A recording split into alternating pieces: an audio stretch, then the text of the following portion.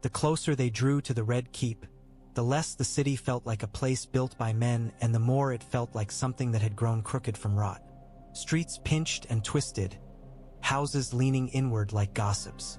The air was thick with smoke and the metallic tang of fierce sweat. Every few steps Davos heard a new sound, the crash of a door forced open, the splintered pop of a roof beam giving way, the choking sob of someone who had lost what little they owned to flames or soldiers or both. Stannis Baratheon walked at the front as if the street belonged to him by right of law, not by right of victory. His sword was in his hand, and though the glow on it came and went, Davos could not stop seeing it in the corners of his vision. A pale smear in the smoke like moonlight trapped in steel. Stannis's helm was gone. His face was streaked with soot. His eyes were hard, fixed on the uphill climb toward the Red Keep's red walls and black towers. Daenerys Targaryen kept pace beside him. Her cloak was dusted gray. Her braid, once bright, had turned the color of old silver under ash. She did not look at the houses the way a conqueror might, calculating what to take. She looked at faces. A thin boy with a cut lip pressed against his mother's skirt. A butcher with a cleaver still in his hand, knuckles white, staring as if he might have to use it on soldiers instead of pigs. A woman clutching an infant so tightly the baby's face went purple with pressure.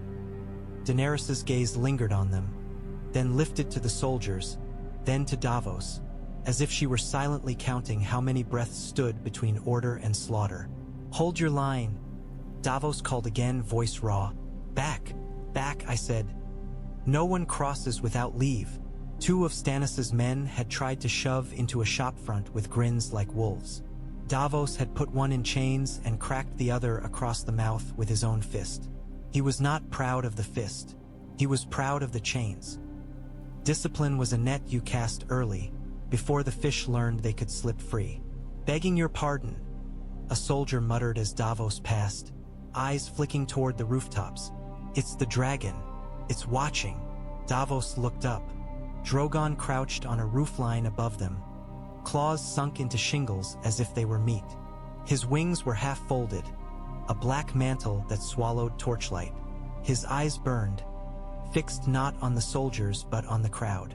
The small folk stared back, frozen. A man dropped to his knees.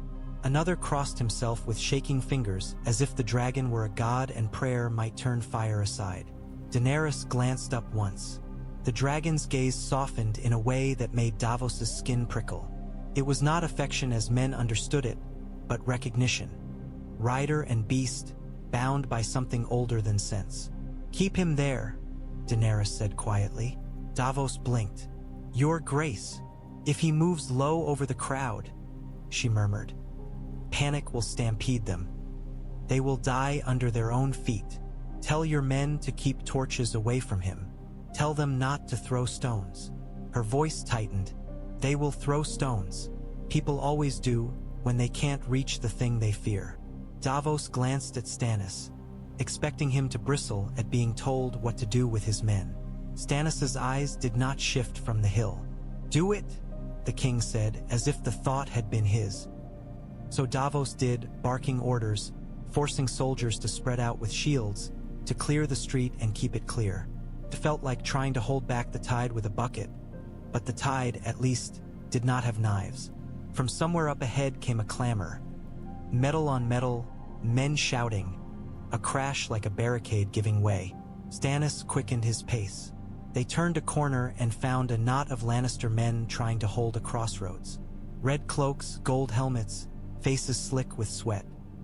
A young officer raised his sword and shouted something heroic, but his voice wavered when he saw Stannis and the black tide behind him. Daenerys raised a hand, palm outward. Not to burn, to stop. "Yield," she called, voice carrying. "Lay down your weapons. You will live." The officer spat. "For the king." Stannis cut him off. "Your king is a bastard born of incest. Your oaths are void." The officer's face went slack with shock, as if the words had slapped him harder than any blow. Around him, men shifted, eyes darting. Some had heard the rumors. Many had not wanted to believe them.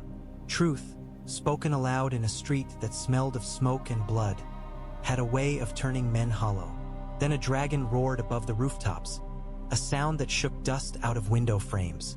Several Lannister soldiers dropped their swords at once.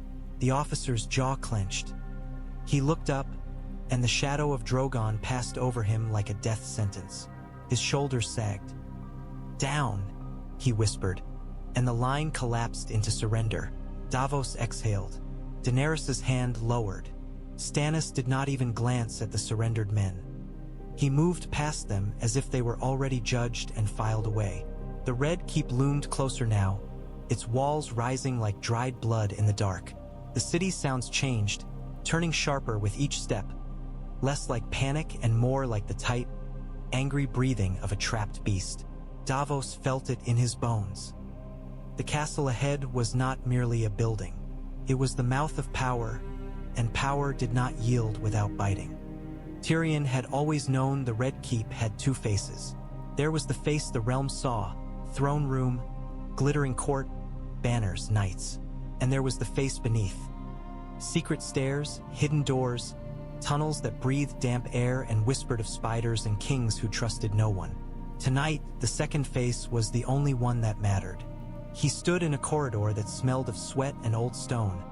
A map of the keep's hidden ways spread across a bench like a confession. His sword hung in his hand, heavy and unpleasant. His armor pinched. Every breath tasted like smoke. Varys hovered beside him, pale and composed in a way that felt almost obscene. The eunuch's calm made Tyrion want to slap him, or cling to him, or both. "They're coming up from the riverside," Tyrion muttered, tracing a path on the map. "If they reach the inner yard." "They will," Varys said softly. "They have dragons, my lord."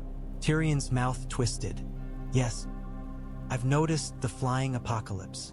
A distant roar rolled through the stone, and the corridor's torches flickered as if startled. One of the gold cloaks nearby crossed himself. The other looked like he might vomit. Tyrion looked at them.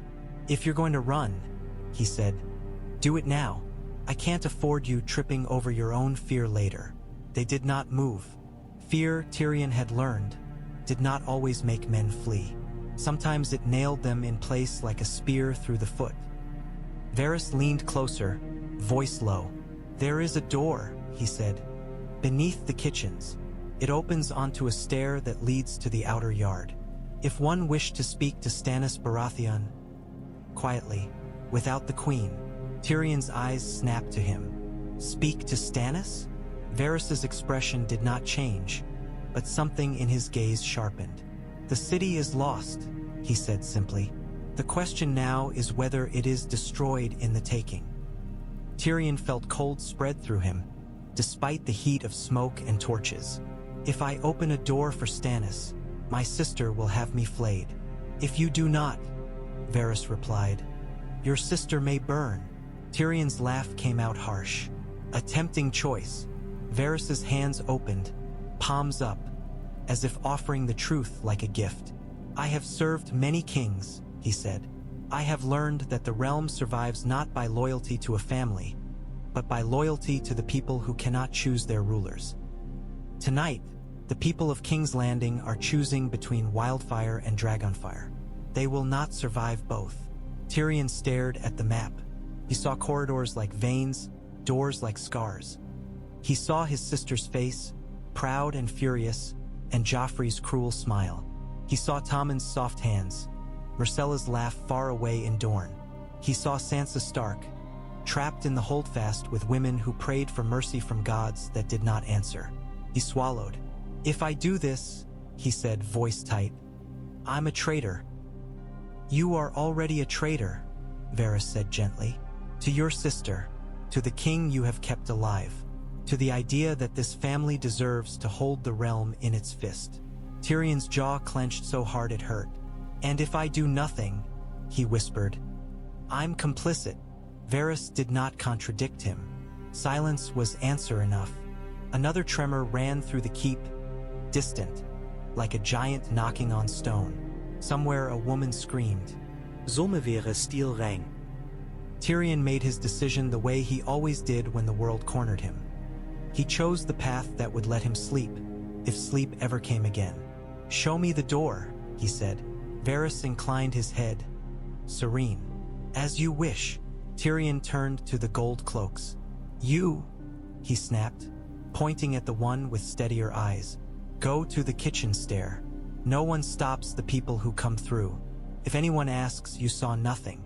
If you speak of this, I will personally feed you to the dragons." The gold cloak's face went white.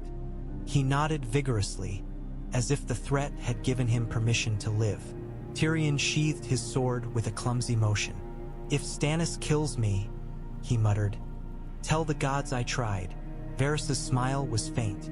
"The gods do not listen," he said, "but history might."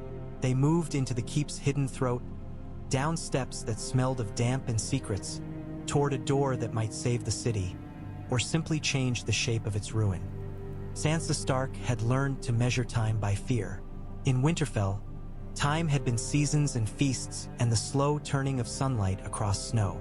In King's Landing, time was the length of a king's mood, the pause before a slap, the quiet before screams in the streets. Tonight, time was the space between distant roars. The women sat in Maegor's Holdfast like birds in a cage, gathered in silks that did not hide trembling hands. Some prayed, some whispered, some stared at the candle flames as if willing them to stay steady, because if the flames shook too much, it meant the world above had shaken too. Sansa sat with her hands folded tight in her lap, nails digging into skin. She kept her face calm, because calm was armor. Inside, her heart hammered like a fist against ribs. Cersei Lannister stood near the wall, Tommen pressed against her hip. The queen's face was pale but composed, eyes bright with a sharpness that never dulled. She looked like a statue of a woman who had never lost. Joffrey Baratheon paced. He could not keep still, not even here in the safest stone nest in the keep. He ranted at the guards, at the maester, at the women, at the world. "They can't come in here," he shouted. "Maegor built this place for kings. Stannis is nothing. He's nothing." No one answered. No one dared. The roar came again, deeper, and candle flames fluttered. Dust fell in a thin veil. One woman sobbed softly. Another pressed her forehead to the floor. Sansa swallowed hard. A dragon, she thought. A real dragon. Not a tapestry, not a bedtime story. The world had turned into a song gone mad. She stole a glance at Cersei. The queen's jaw had tightened. Her hand, hidden by the folds of her gown, was clenched around something.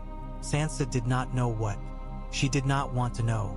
Marjorie Tyrell was not here. She was far away in the south, safe behind fields and smiles. Arya was gone, vanished into the city like a ghost. Robb was in the Riverlands, fighting a war he could not win.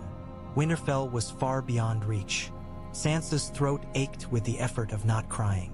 Crying was weakness. Weakness was blood in the water. "Your Grace," a guard said nervously, stepping forward. He kept his eyes on the floor. "There are voices in the corridors. The inner yard may be." "Silence!" Joffrey shrieked, spinning. "You will not frighten my mother with your cowardice." Cersei's head turned slowly, her eyes fixed on the guard. "What voices?" she asked, and there was no softness in her tone. A question from Cersei was always a knife with a handle. The guard swallowed. "Men shouting, Your Grace. Orders. The sound of wings." Joffrey laughed, high and forced. "Wings," he mocked. "Do you hear them flapping, Mother? Perhaps the pigeons have joined Stannis." Cersei's mouth did not move. "Go," she told the guard. "Find out." The guard hesitated, then obeyed, retreating as if leaving a warm room for a blizzard. Tommen clutched Cersei's gown. "Mother," he whispered, voice small.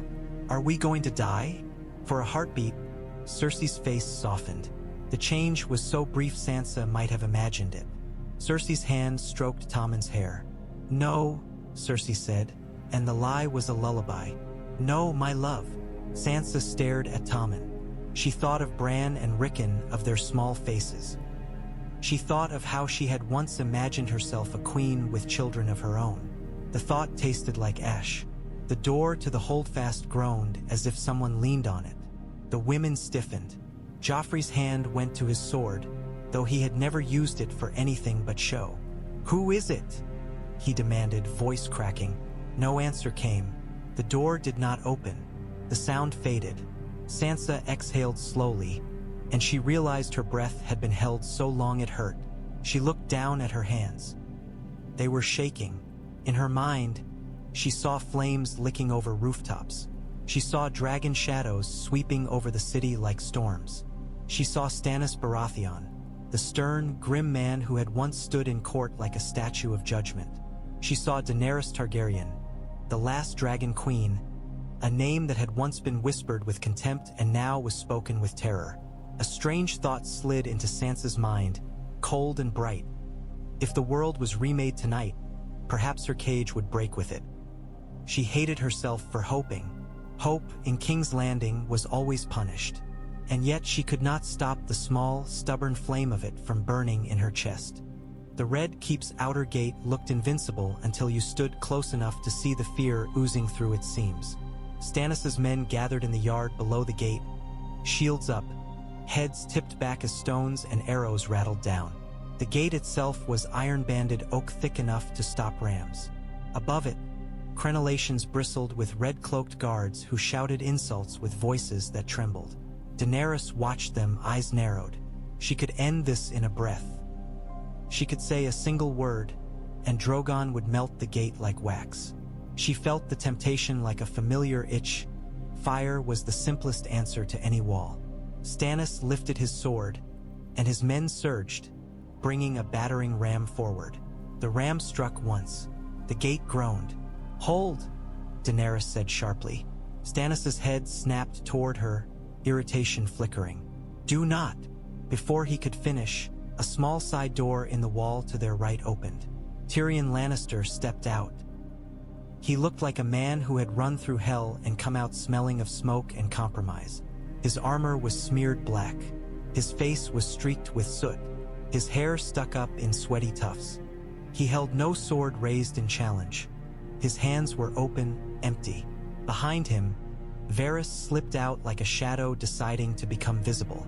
2 gold cloaks lingered near the door, faces pale, eyes darting. For a heartbeat, Stannis' yard fell into a strange silence. Soldiers stared. Some lifted crossbows. Others spat.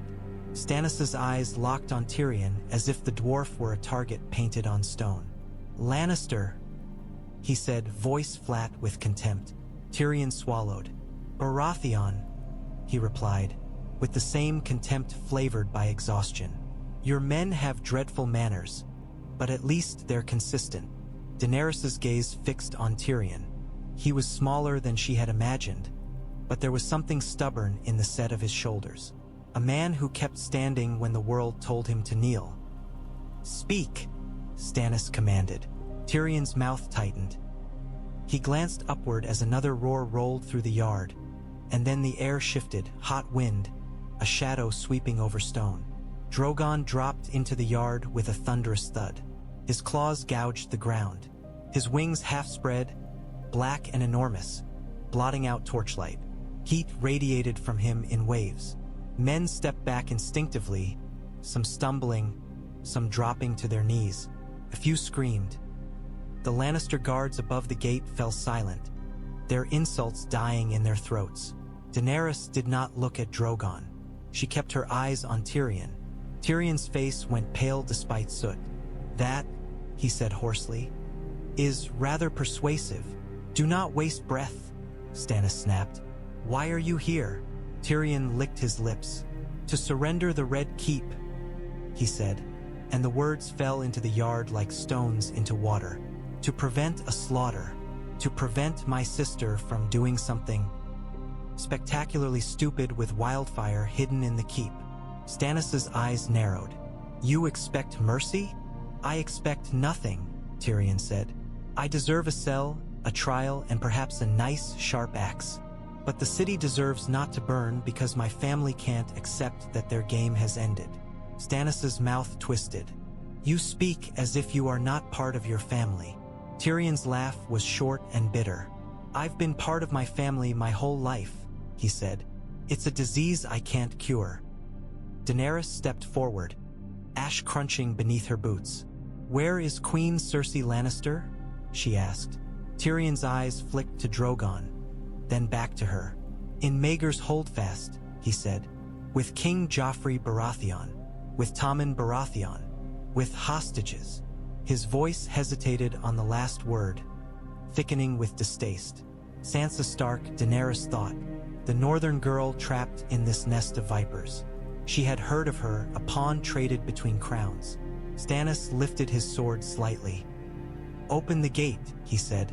Tyrion's gaze slid upward. They won't, he said. Not for me. Not now. He swallowed. But there is another way in. A passage. I can lead you, quietly, if you promise. Stannis' eyes hardened. I do not make promises to traitors. Daenerys' voice cut in, sharp as steel. You will, she said, and the yard seemed to hold its breath. Stannis turned to her, fury flashing. This is my castle to take, and my dragons to restrain, Daenerys replied, unwavering. If you want the Holdfast taken without fire, you will listen. The two of them stared at one another, iron meeting flame.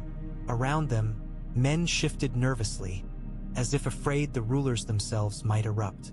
Drogon's head lowered slightly, watching Stannis with predatory curiosity. Finally, Stannis' jaw worked. Speak, he said, clipped, but it was not refusal. Daenerys looked back at Tyrion. What promise? She asked. Tyrion's voice came out thin.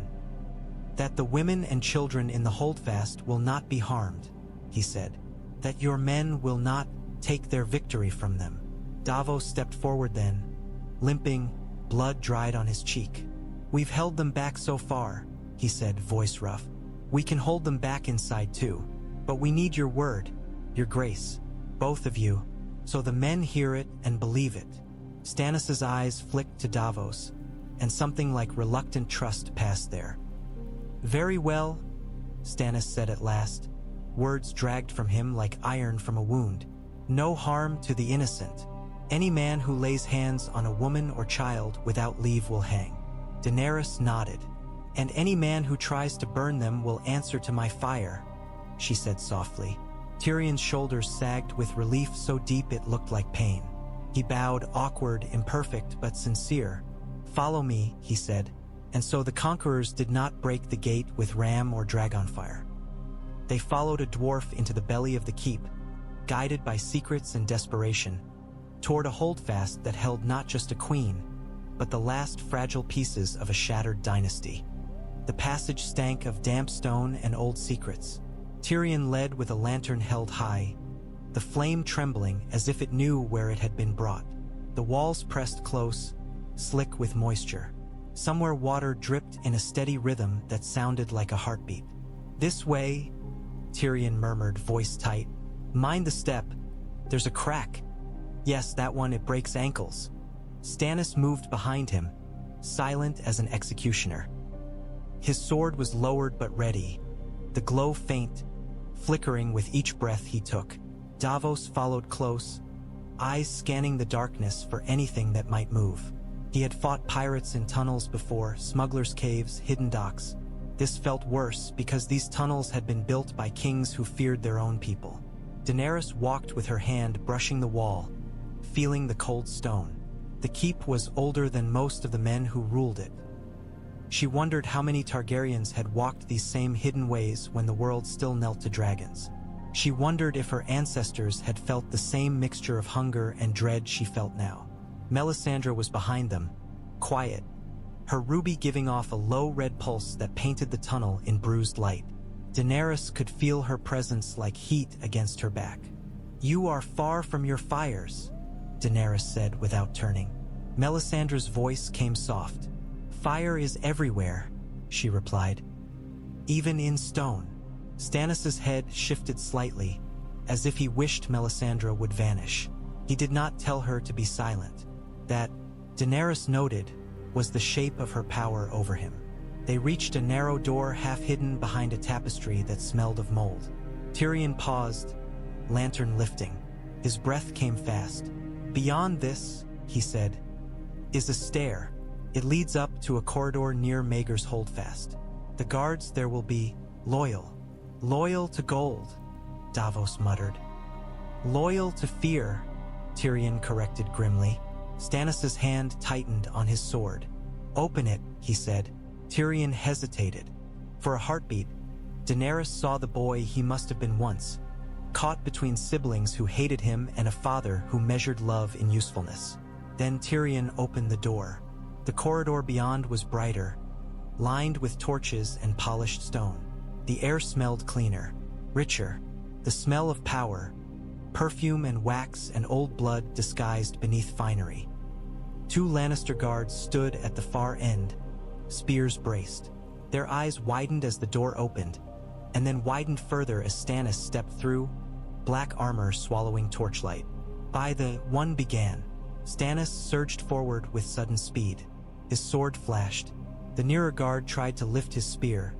The blade cut through the shaft and into the man's chest. The guard fell without a scream, eyes already glazing. The second guard stumbled back, hands shaking, and then Daenerys spoke. "Yield," she said, calm. The guard's gaze flicked behind them, as if expecting 100 soldiers. He saw only these few, until he heard the distant roar of Drogon outside, muffled through stone but still heavy enough to shake courage loose from bones. The guard dropped his spear. He sank to his knees. "Mercy," he whispered. Stannis' blade hovered above his head. Daenerys stepped closer, her voice low. "Live," she said to the guard, "and tell the others. If they lay down their weapons, they live." The guard nodded frantically, tears streaking his cheeks. Stannis' jaw tightened. He lowered his sword, not because he agreed, but because he had given his word. That was the one chain even he would not break. They moved on. Tyrion led them toward a heavy door reinforced with iron. Beyond it, he said, was the final corridor to the Holdfast. Daenerys could hear muffled voices now. Women, a child, a man shouting with brittle rage. "Joffrey." Her stomach tightened. Tyrion stopped at the iron-banded door. His lantern flame trembled. "This is as far as I go," he said hoarsely. Stannis' eyes narrowed. "You will come," Tyrion swallowed. "If I go in," he said, "my sister will look at me and decide I'm dead before you ever swing your sword." "She may be right," Stannis said coldly. Daenerys watched Tyrion's face. Behind the sarcasm and swagger, he looked like a man standing at the edge of a cliff. "Stay," she said. "But if you have any love left for the people in that room, you will call out. You will tell them to yield." Tyrion's eyes flicked to hers, startled. Then he nodded once. "I," he whispered. Stannis placed his hand on the door. The iron was cold under his palm. Inside, the voices rose again. Fear and fury. The last rattling breath of a dynasty that had believed itself untouchable. Stannis pushed, and the door swung inward. The door opened, and the air inside Maegor's Holdfast felt like it had been held too long in a clenched fist. Women gasped. One sobbed. Candle guttered. Cersei Lannister turned toward the doorway with Tommen clutched to her side. Her face was composed, but her eyes were bright and sharp, the eyes of a cornered lioness. In her hand, half hidden by the folds of her gown, a small glass vial caught torchlight. Joffrey Baratheon stood near the center of the room with a sword held out in front of him. His arms trembled. His lips were pulled back from his teeth like an animal's. He looked, Daenerys thought, exactly like a boy who had never been told no until the world itself arrived to say it. Sansa Stark stood among the women, straight-backed, hands folded, her face pale and calm in a way that struck Daenerys like a blade. That calm was not peace. It was survival. Stannis stepped into the room as if he had walked into a courtroom, not a fortress. His armor was blackened. His sword hung at his side like a verdict. Davos followed, limping, and Daenerys came last, her cloak trailing ash. For a heartbeat, no one moved. Then Joffrey's voice cracked through the silence. "You," he shrieked, pointing his sword at Stannis. "You traitor! You!" Stannis' gaze did not flicker. "You are no king," he said. His voice was flat, almost bored, as if the truth were so obvious it did not require anger. "You are a bastard born of incest. Your reign is void." Joffrey's face went blotchy red. "My mother says." "Your mother lies," Stannis said. Cersei's mouth tightened. "Careful," she said softly. "Careful what you say in front of my son." Stannis turned his gaze to her.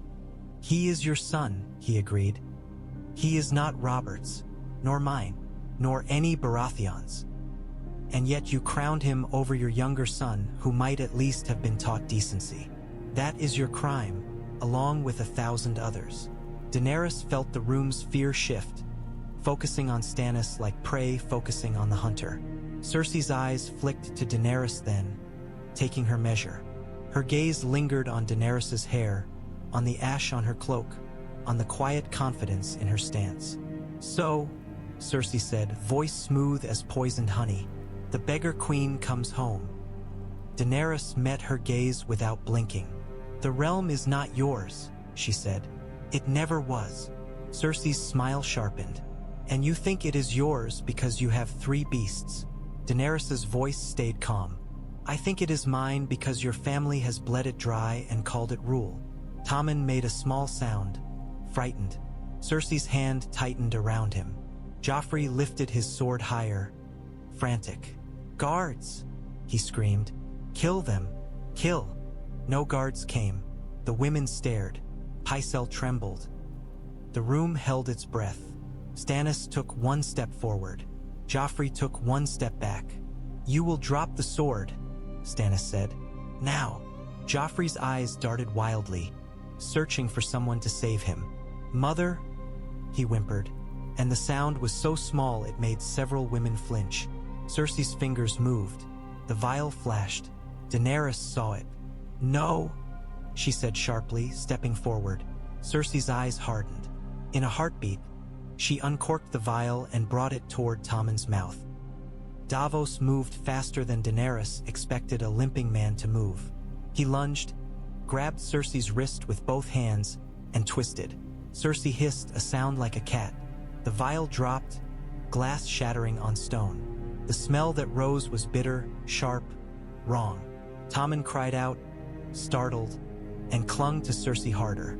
Cersei's eyes flashed with pure hatred at Davos. "Touch me again," she whispered. "And I will." "You will do nothing," Stannis said, voice like iron. Cersei stared at him, chest rising and falling. For the first time, Daenerys saw the crack in her composure. A tremor at the corner of her mouth, a flicker of panic behind her eyes. Stannis turned to Joffrey. "Drop it," he repeated. Joffrey's sword wavered. His gaze slid to Daenerys. Something in his expression twisted when he looked at her. Envy, hatred, the sick fascination of a boy who had never seen real power until it stood in front of him. "You can't take my throne," he spat. "It's mine." Stannis stepped closer, close enough that Joffrey's breath hit his armor. "It was never yours," he said. Joffrey's hand loosened. The sword clattered to the floor. The sound rang through the holdfast like a bell. Somewhere behind Daenerys, Tyrion's voice drifted faintly from the corridor, hoarse and raw. "It's over," he called. "Yield, please." Cersei's gaze snapped toward the door, and the hatred on her face sharpened into something almost beautiful in its intensity. "My own brother," she breathed. "My own." Daenerys watched Cersei's eyes, and in them she saw a truth older than crowns. Families devoured themselves as surely as dragons devoured sheep. Stannis turned to Davos. "Take them," he said, and the words were not a request. "All of them. Bind the queen. Bind the boy. Take the hostages under guard." Davos nodded grimly, wiping his hand on his sleeve as if trying to erase Cersei's touch. Cersei's chin lifted. "You will not bind me," she said, voice calm again, ice settling back into place. Davos stepped closer, rope in hand. He said quietly. "We will." Cersei's gaze slid to Daenerys one last time, sharp and assessing. "You think you've won," she whispered, But you've only traded one war for another. Daenerys did not answer. Outside, far above stone, a dragon roared, and the Holdfast trembled as if the world itself agreed. Sansa felt the moment the cage door opened, not with her eyes but with her lungs. Air moved differently in the corridor beyond the Holdfast, less stale, less thick with fear. It tasted of smoke, yes, but it also tasted of possibility, which was a dangerous thing. She stepped out slowly, as if afraid the stone might change its mind and slam shut again. Behind her, Cersei's voice hissed like a blade being drawn. Guards moved, chains clinked. Joffrey's protests rose and fell, shrill and useless, until someone shoved him hard and his voice broke into sobbing rage. Sansa did not look back. She had looked back too many times in this city and found only pain. In the corridor, Daenerys Targaryen stood watching her. Sansa had imagined queens before, soft queens with gentle smiles, queens in songs. She had imagined Cersei when she was young, golden, and kind. She had imagined herself a queen, once, and the dream had turned to ash in her mouth. Daenerys was not like any of those dreams. She was ash-streaked, hair dulled by smoke, eyes sharp as a hawk's. She looked tired, and yet there was a steadiness in her that made Sansa's heart do something strange, like a bird lifting its head at sunrise. "You are Sansa Stark," Daenerys said. Sansa's throat tightened. Her name, spoken aloud by someone who was not mocking it, felt like a thing brought back from the dead. "Yes," she said carefully. "Your Grace." Daenerys's gaze lingered on Sansa's face, as if searching for bruises. Sansa did not flinch. Flinching taught people where to hit. "You are not harmed?" Daenerys asked. Sansa's mouth twitched into something that was not quite a smile. "Not tonight," she said. Daenerys's eyes softened by a hair's breadth. "Then you will leave this place," she said. "You will not be used again." Sansa's hands clenched. Used. Yes, that was the word. Used by kings, used by queens, used by promises. "And where would I go?" Sansa asked, and she hated the thinness in her voice. She hated that she wanted to believe. Daenerys's gaze flicked down the corridor where Stannis stood like a dark wall, watching his men bind the Lannisters with the cold attention of a judge. "That depends," Daenerys said, "on what your family wants, on what the realm becomes after tonight." Sansa swallowed. "My brother is king in the north," she said, and the words tasted like defiance and grief. "Robb Stark." Daenerys nodded once, as if filing the name away.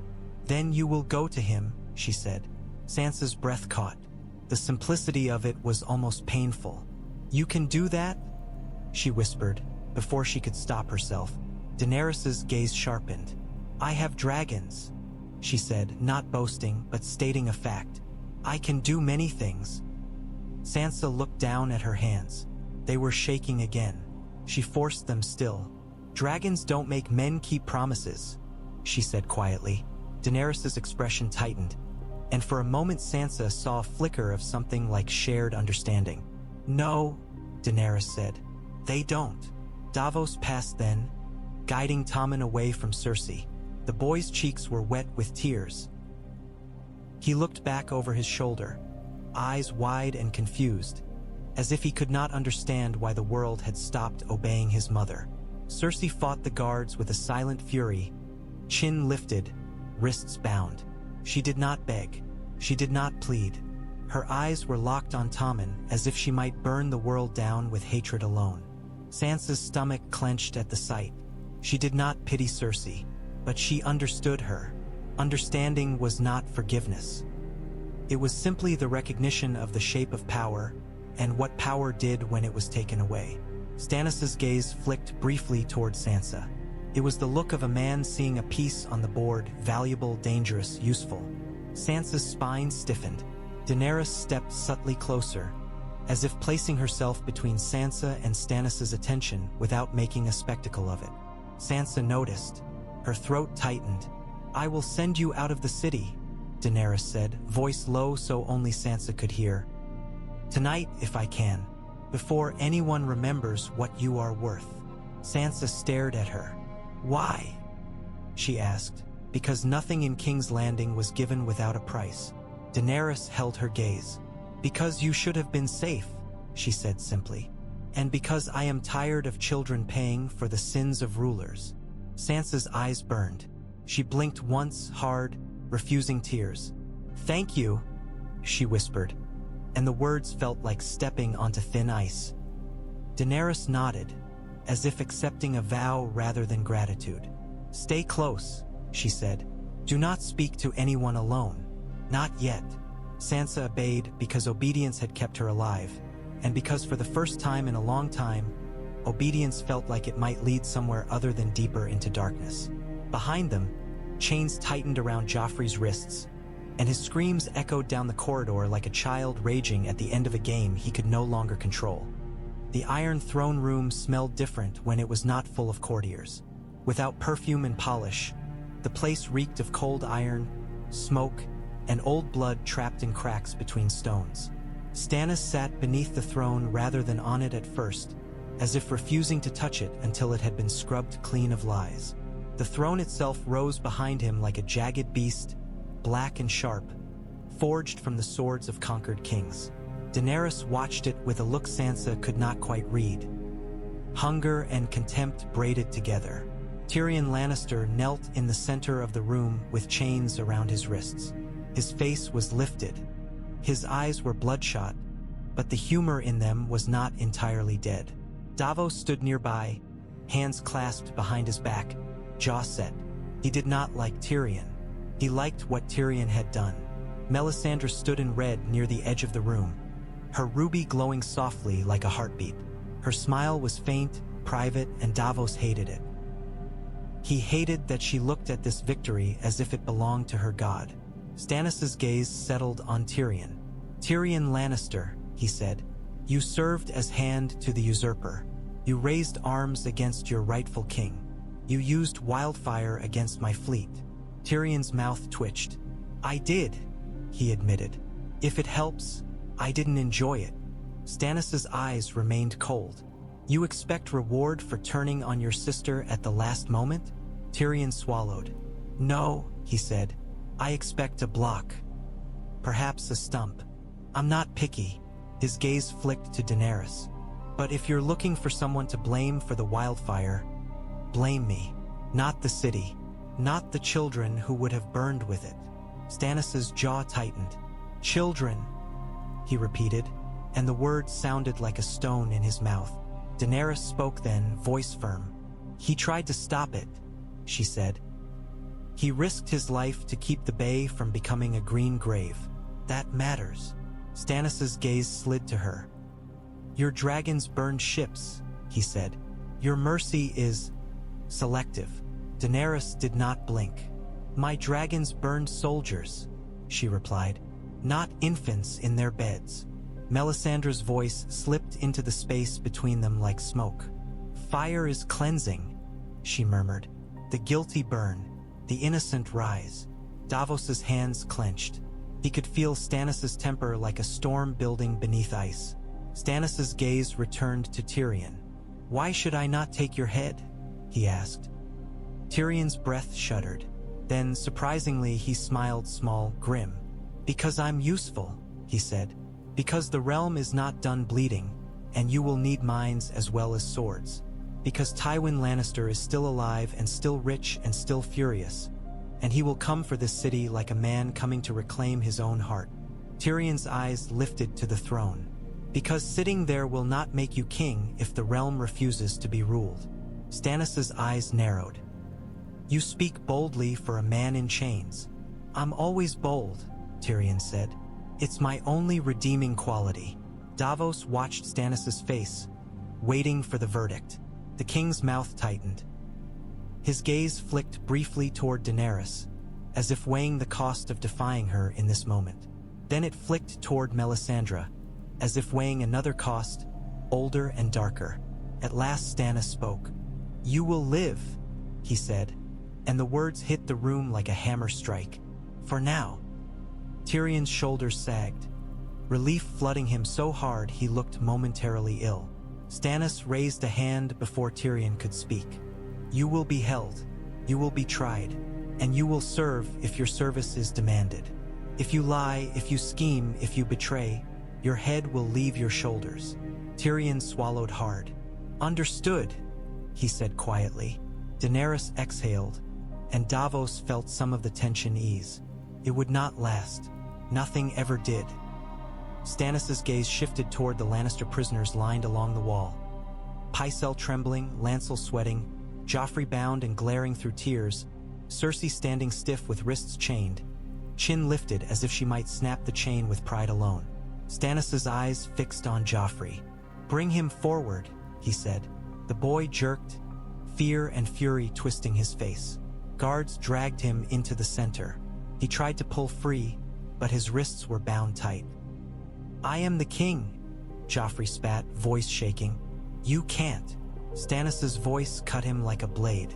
"You are a liar on a stolen chair," he said, "and you have murdered men for sport." Joffrey's eyes flicked to Cersei, searching for rescue. Cersei's gaze locked on Stannis with hatred so concentrated it felt like heat. Melisandre stepped forward, her red silk whispering. "This one is tainted," she said softly. "His blood is foul. Give him to the fire, and the darkness will recoil." Daenerys' head snapped toward her. "No," she said sharply. Melisandre smiled, unbothered. "The Lord of Light." "I do not serve your lord," Daenerys said, voice like steel. "And I will not stand here while you burn a child." Joffrey's face twisted. "Child?" he snarled. "You are," Daenerys said, eyes cold. "And you have been allowed to play at cruelty because adults fed you power." Stannis' jaw worked.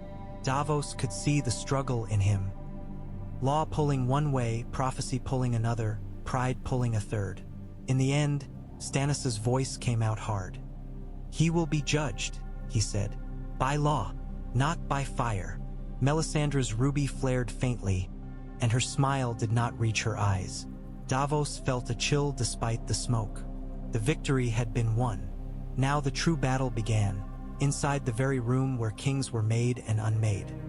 The chapel was small and neglected, a forgotten pocket of stone behind grander halls. Candles burned there not out of devotion, but because Melisandre had set them and the flame obeyed her. The air smelled of wax and something sharper beneath, incense, perhaps, or the faint ghost of burned hair. Stannis entered without ceremony. His boots scraped stone. His eyes were dark pools in a soot-streaked face. Melisandre turned slowly, red silk whispering. Her ruby glowed against her throat like a living ember. "You denied the fire," she said, not accusing, not pleading, simply stating. Stannis' jaw clenched. "I denied you," he corrected. Melisandre's smile was faint. "You deny the Lord of Light when you deny me," she murmured. Stannis' hand tightened on the hilt of his sword. "Do not speak to me as if I am a fool," he said. "I took this city. I sit in its halls. I have the usurpers brood in chains. I have done what you promised." "And yet you have not done what is required," Melisandre said softly. Stannis' eyes flashed. "Required by whom?" he demanded. "By your god? By your flames? By your hunger to see things burn?" Her gaze did not waver. "By the night," she said. "It comes, Stannis Baratheon. You feel it. You have always felt it. That cold beneath the world that no law can name and no sword can cut. The false kings and queens are only shadows dancing before the true darkness." Stannis' breathing came hard. "And you think burning a boy will stop it?" he said with bitter contempt. "You think a child's screams will make the world kinder?" Melisandre's eyes glinted. "Blood calls to fire," she said. "The fire answers. It always has." Stannis took a step closer. The candle flames wavered, as if sensing his anger. "I gave my word," he said, voice low. "No harm to the innocent." "Innocence is a lie men tell themselves to sleep," Melisandre replied. "He is born of sin. He is a vessel of corruption. To burn him is not cruelty. It is cleansing." Stannis' lips curled. "You speak like a butcher blessing his knife." Melisandre's ruby pulsed. "You are angry because another woman stands beside you," she said, and the words slid under his armor like a blade. "Because Daenerys Targaryen has fire too, and it does not belong to you." Stannis's eyes narrowed. Careful, Melisandre stepped closer, close enough that Stannis could smell her. Spiced and warm, a scent that did not belong in this smoky stone room. "She will leave," Melisandre whispered. "She will take her dragons and her pretty mercy and fly away when you do what must be done. Or she will stay and twist you. She will soften you. And in your softness the night will swallow you." Stannis's face tightened. For a heartbeat, Davos's words echoed in his mind. Words Davos would never dare speak here. "You are being pulled by her." "You told me I was the chosen," Stannis said, voice thick. "You told me my fire would drive back the darkness." "It will," Melisandre said, "but only if you feed it." Stannis stared at the candles. Flame danced, innocent and hungry. He thought of Shireen, far away on Dragonstone. He thought of her grayscale scars, her shy smile, the way she had looked at him as if he were still her father and not merely a king. He thought of Joffrey, bound and snarling, a boy who had played at cruelty because no one had stopped him. He thought of Tommen, small and frightened. He thought of Daenerys's eyes when she said she would not burn children. His chest felt tight, as if a hand had closed around his heart. "I am not your puppet," he said hoarsely.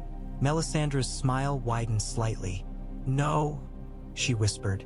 "You are the sword." Outside the chapel, faintly, came the low rumble of dragons, a sound like thunder trapped behind stone. The keep seemed to vibrate with it, as if even the walls had begun to remember what it was to be ruled by fire. Stannis looked at Melisandre, and in her eyes he saw certainty. Certainty was seductive. Certainty made men commit horrors and call them duty. He turned away. "I will rule by law," he said, voice hard, as if carving the words into himself. "Not by your flames." Melisandre watched him go, ruby glowing, smile patient. Stannis did not see it, but the candle flames leaned toward her as if listening. Dawn came slowly, as if the sun itself hesitated to look at what the night had done. King's Landing lay beneath a thin veil of smoke. Roofs smoldered in patches. The river still steamed where dragonfire had kissed it. The city's bells had gone quiet, their frantic clanging replaced by an eerie hush broken only by distant shouts and the occasional sob that drifted up from streets like breath. Daenerys stood on a balcony and watched the city wake into a new order. Davos stood beside her, leaning slightly on the stone as if his bones had turned to lead. His face was drawn. One hand was bandaged. He looked down at the streets with the weary eyes of a man who had seen too many victories turn sour. "They'll hate him," Davos said quietly, nodding toward the courtyard below. Stannis was there, black armor stark against pale morning light, giving orders with clipped precision. Soldiers moved in disciplined lines. Men were dragged from alleys in chains. Looters, brawlers, those who had mistaken victory for permission. Stannis spoke, and they obeyed, because his voice promised consequences. Daenerys watched him, expression unreadable. "They hated him before," she said. "He is not made for love." Davos's mouth tightened. "He is made for duty," he said, and there was pride in his tone despite exhaustion. "But duty doesn't feed hungry mouths. Duty doesn't heal what this city is." Daenerys's gaze drifted over the streets. Small folk gathered in wary clusters, eyes darting. They looked toward the red keep with a mixture of hope and dread, as if unsure whether the new rulers would be kinder or simply different.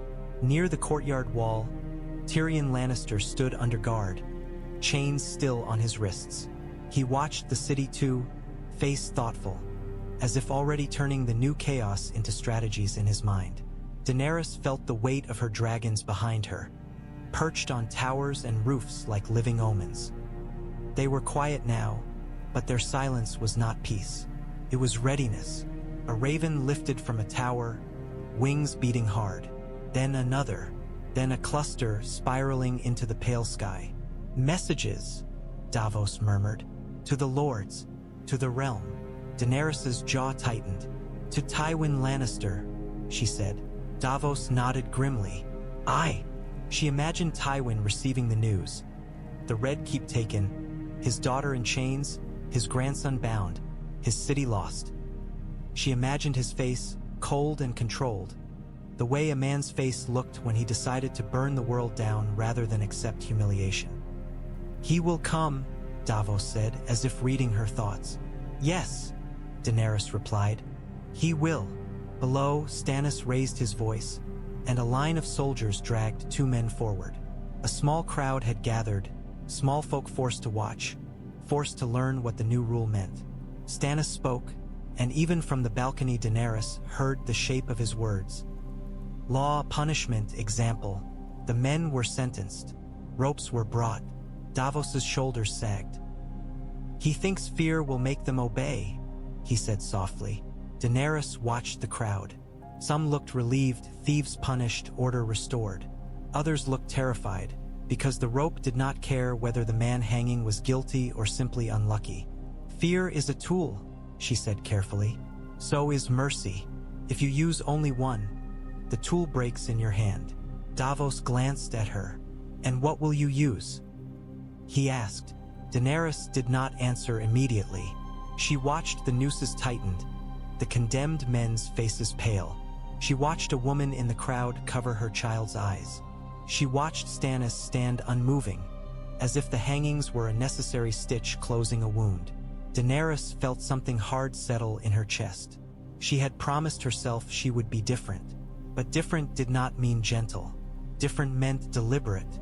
I will use truth, she said finally. And fire when truth is not enough. Davos's laugh was short and weary. Truth, he murmured. In this city, Daenerys's eyes narrowed.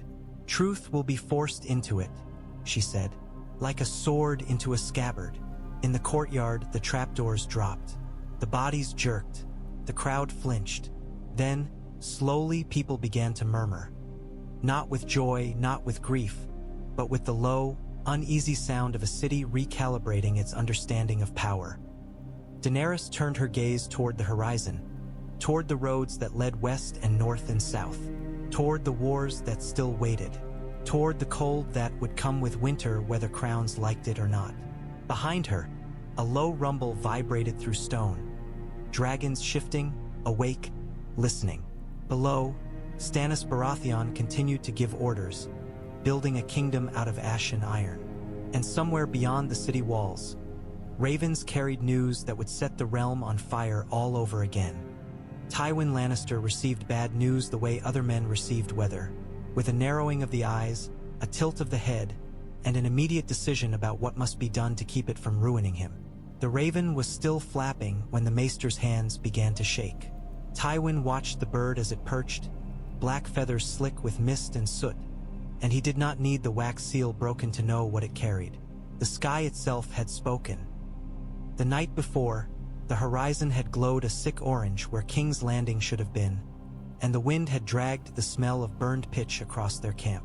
Men had stood staring like children at a bonfire, whispering prayers and names they had not spoken in years. Dragon. Now the word was in ink as well. Kevin broke the seal. His mouth tightened as his eyes moved over the cramped script. When he looked up, his face was pale in a way Tywin had not seen since they were boys. It is lost, Kevin said quietly. The city, the Red Keep, Cersei.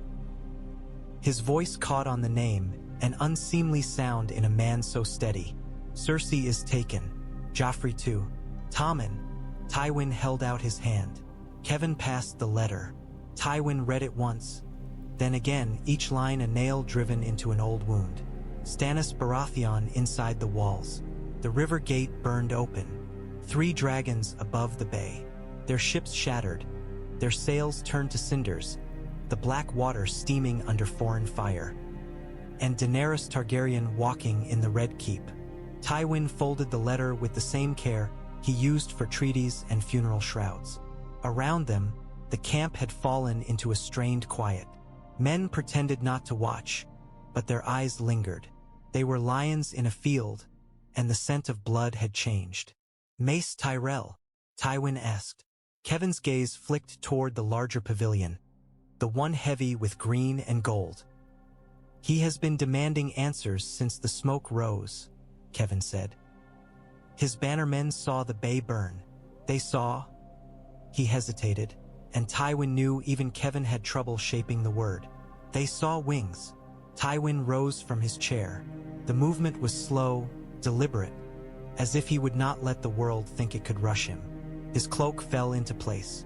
The gold of the lion on his breast caught the weak morning light, and for a heartbeat he thought of the last time he had seen dragons painted on banners.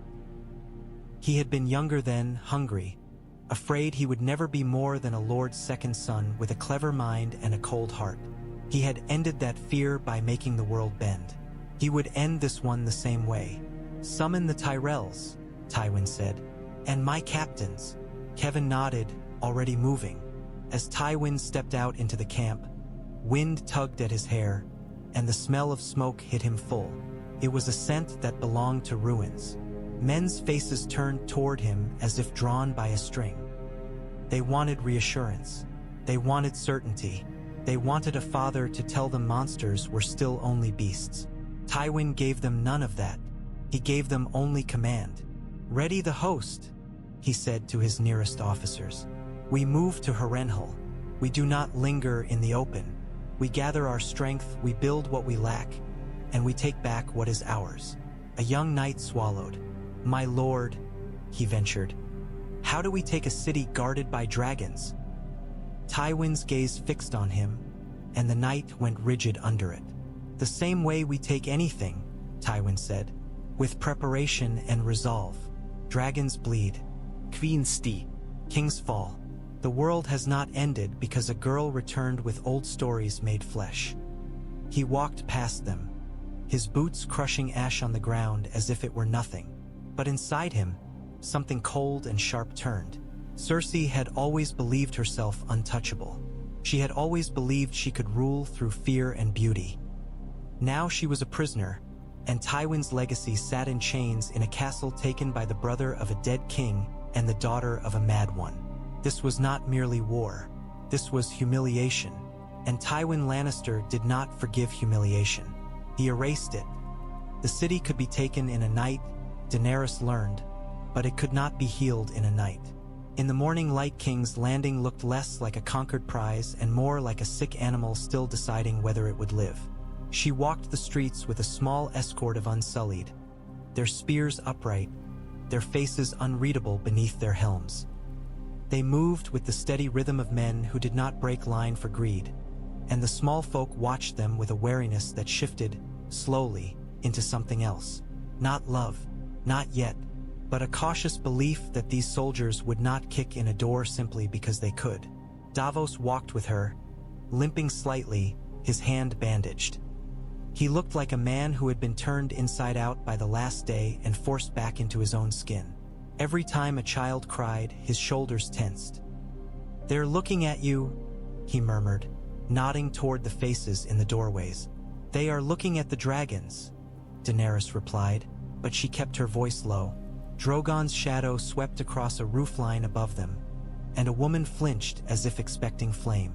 Ahead, a line had formed outside a half-burned bakery. Flour dusted the air like pale smoke.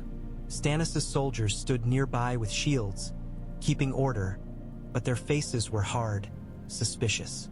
The baker himself looked as if he might faint. Daenerys stepped into the line. It was a simple thing, and it made Davos's breath catch. A woman stared at her, eyes wide. "Are you?" she began, then stopped, as if the rest of the sentence might summon death. "I am Daenerys Targaryen," Daenerys said plainly, "and you will have bread." The woman's lips parted, and then she began to cry, quietly, like someone who had forgotten she still could. Davos's gaze flicked toward the soldiers. "Your Grace," he said, warning in his tone. "Stannis won't like. Stannis will like riots less," Daenerys said, and there was steel beneath the gentleness. "Hunger makes a city turn on its rulers faster than any lord." She turned to the baker. "How much flour do you have left?" The man blinked rapidly. "Not enough," he whispered. "Not after the siege. Not after the men." Daenerys nodded as if she had expected it. "Then we take the stores in the Red Keep," she said. "We take what Cersei hoarded. We buy what remains in the city with coin, not swords. And we send riders to the Rosby Road and the Reach. Food will come." Davos watched her, then looked away, jaw working. "Stannis will say it's bribery," he muttered. "It is governance," she replied. They climbed back toward the keep later, the streets behind them buzzing with a different kind of rumor now. Whispers of a queen who walked among common people, who spoke of bread instead of heads.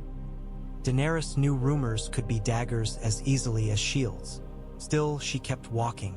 In the Red Keep, Tyrion waited under guard in a smaller hall, chains removed but not forgotten. He looked up when Daenerys entered, his eyes sharp despite exhaustion. "You're making friends," he said dryly. "I am keeping people alive," Daenerys replied.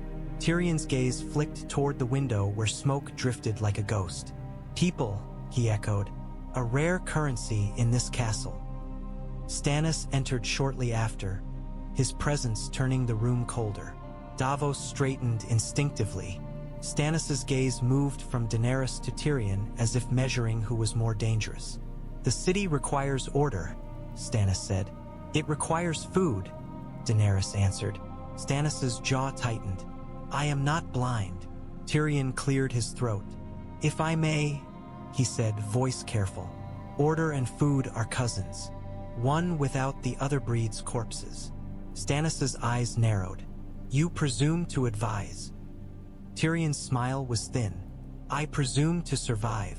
For a heartbeat, Daenerys thought Stannis might snap. Then he spoke, clipped. "What do you propose?" Tyrion inclined his head slightly. "The Tyrells," he said. "If they still breathe after last night, they have grain. They have wagons. They have the reach. They will not love you. But they love feeding a kingdom that owes them gratitude." Stannis's mouth twisted. "I will not buy loyalty." "You cannot eat pride," Tyrion replied softly.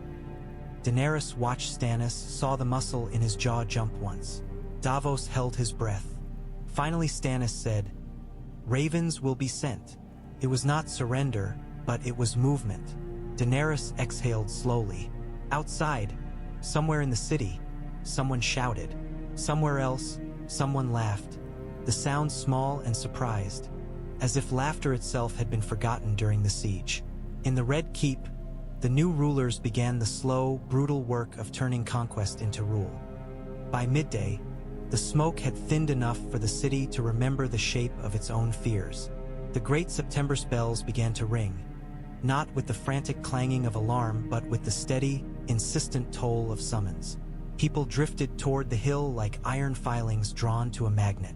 Mothers with hollow cheeks, old men with hands stained by labor, boys carrying stones because stones were the only weapons a starving boy could afford. Daenerys heard the sound from the keep and felt her stomach tighten. Faith was a different kind of army, one you could not kill without feeding it. "They are gathering," Davos said, coming to her with a grim look. "The Septons are preaching. They're saying the city has been taken by demons." Stannis's face turned to stone. "Demons," he repeated, as if tasting the word. "They will learn the difference between demons and kings." Daenerys watched him. "If you march soldiers into a prayer," she said, "you will make martyrs." Stannis's gaze sharpened. "And if I do nothing, they will make a mob." Tyrion, seated under guard nearby, let out a humorless breath. "Mobs are like wildfire," he said. "They spread, they burn, and they don't care whose banner hangs over the ashes." Stannis stood. "Davos," he said, "take men. Clear the steps. No weapons among the crowd."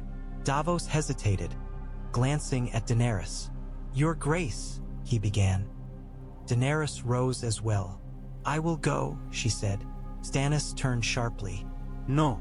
Daenerys held his gaze. "Yes," she said. "If they fear dragons, then they should see that a dragon queen can walk among them without burning them." Stannis's jaw worked, but he did not stop her. Perhaps he understood.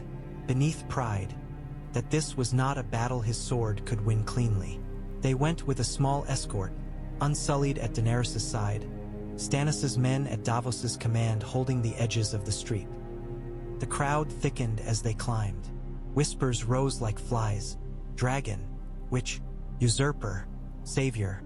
At the steps of the sept, the High Septon stood with his crystal crown glinting in the pale sun. He was older than Daenerys expected, his skin thin as parchment, his eyes bright with a feverish certainty. Septons flanked him, faces stern. "The Seven have tested us," the High Septon cried, voice carrying over the crowd.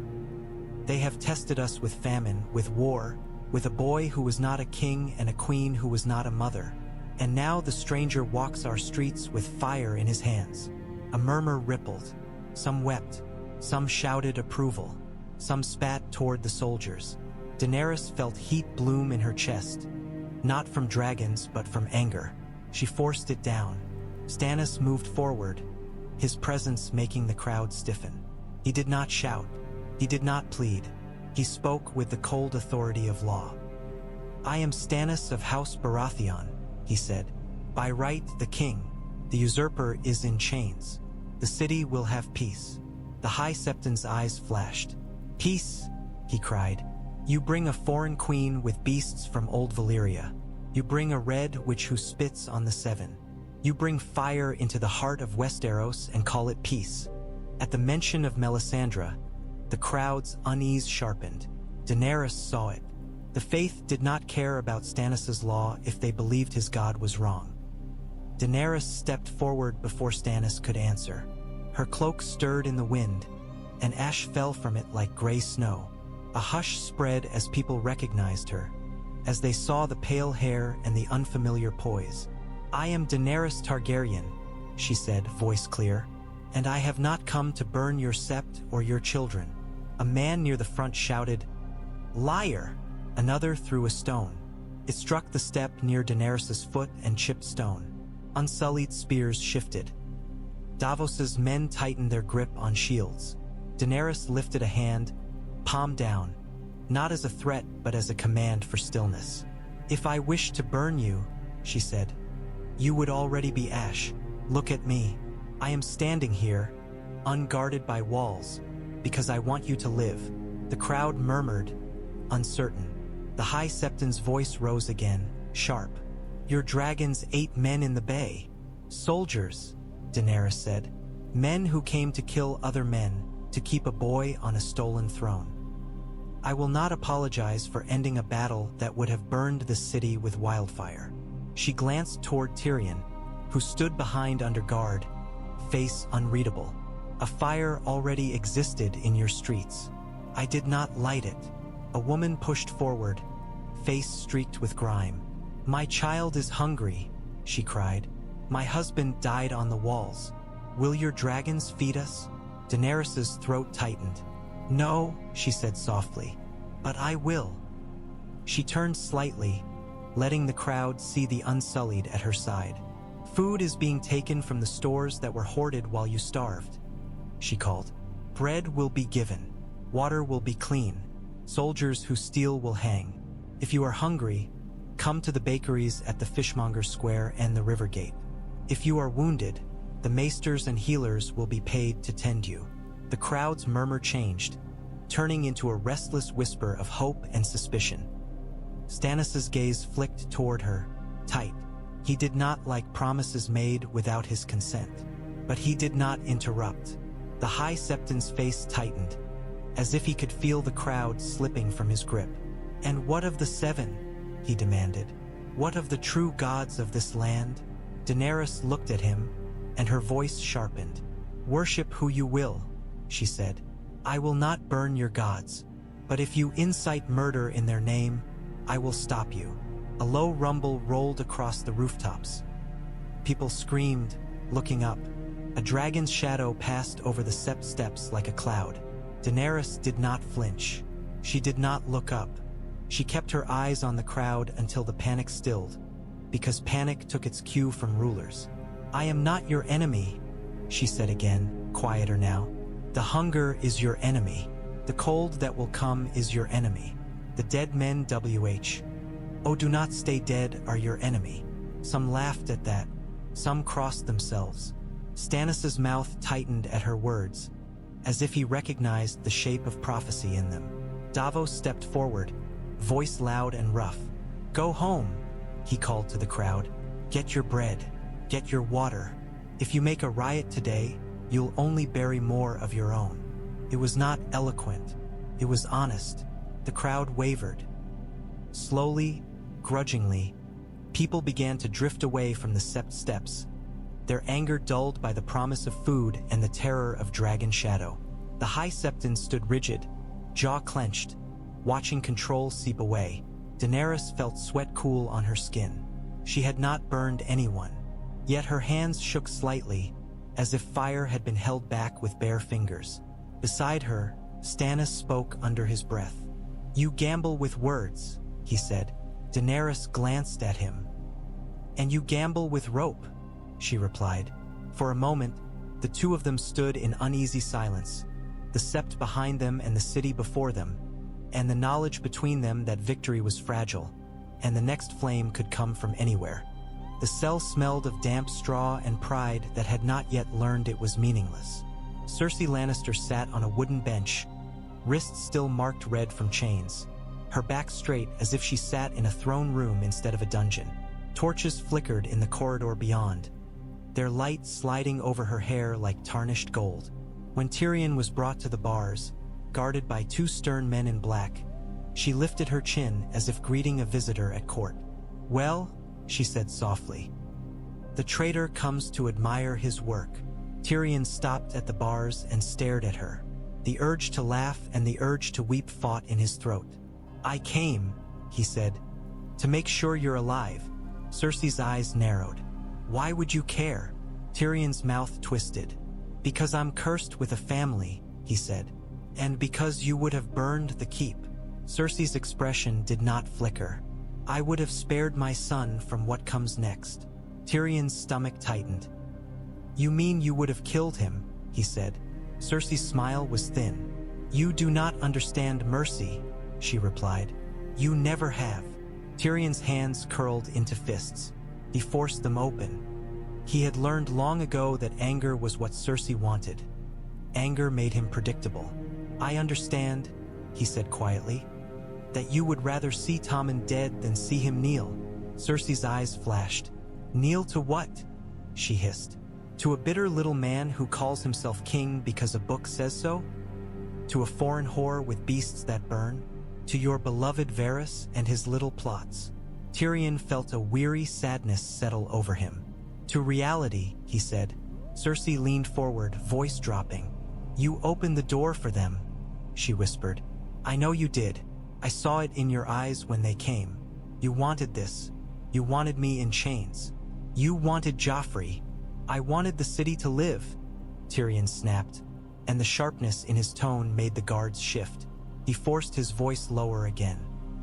I wanted the wildfire to stay in jars. I wanted, he swallowed. I wanted Tommen to have a chance. Cersei stared at him for a long moment.